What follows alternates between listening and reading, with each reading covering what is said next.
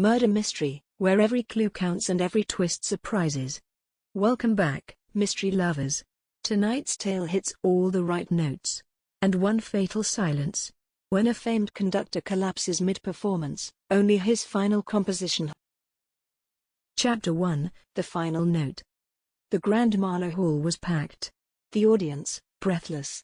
The orchestra, flawless. And at its center stood Maestro Felix Granger, known across Europe as the soul of symphonic brilliance.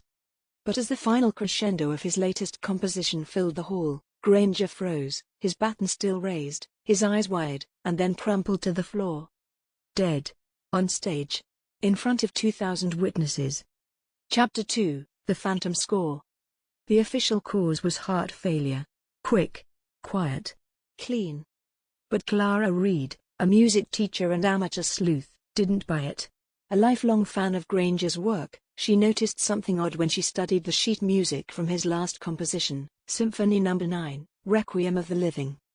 In the final movement, the notes spelled out a cryptic phrase using the musical cryptogram method, common in classical circles. DEAD. HELP. Clara was no detective. But this was no accident. Chapter 3, The Disappearing Pianist. Granger's usual pianist, Jules Delacroix, hadn't shown up that night. Instead, a substitute was brought in, quiet, forgettable, gone before the curtain fell. Clara started asking around. No one remembered his name. No records. No signature on the performer's sheet. Was it possible the pianist had switched out the original score? Or had Felix written the message knowing his time was running out? Chapter 4, A Discordant Past.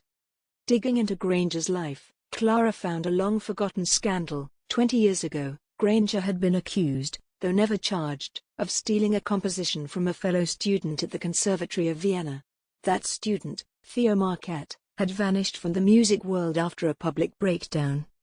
But last year, someone began anonymously sending letters to Granger, threatening to expose the truth in the final act.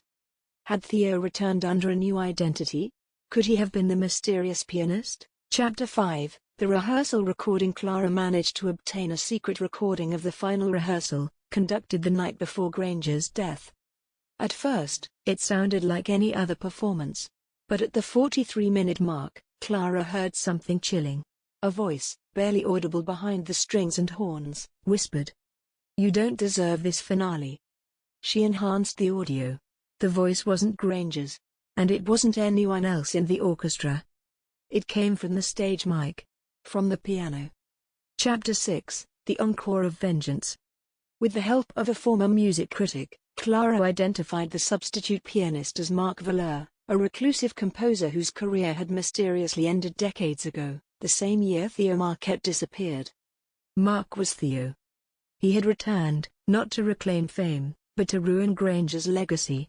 The poison had been laced on the baton itself, absorbed through a small cut on Felix's palm. Slow. Undetectable. Fatal. And the final score? A confession in musical code. Granger had known. But too late.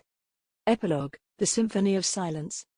Marc Valeur was arrested, found hiding in the wings of a forgotten opera house, still carrying a copy of the poisoned score. Clara never told anyone she was just a music teacher. The papers called her the melody sleuth. She still teaches, just with a sharper ear now. And sometimes, in her tiny apartment, she plays the final movement of Granger's Requiem, listening for the notes that tried to speak the. If the Mournful Maestro struck a chord with you, be sure to like, subscribe, and share this mystery with your fellow sleuths. Until next time, stay curious, and listen closely. The truth is never off-key.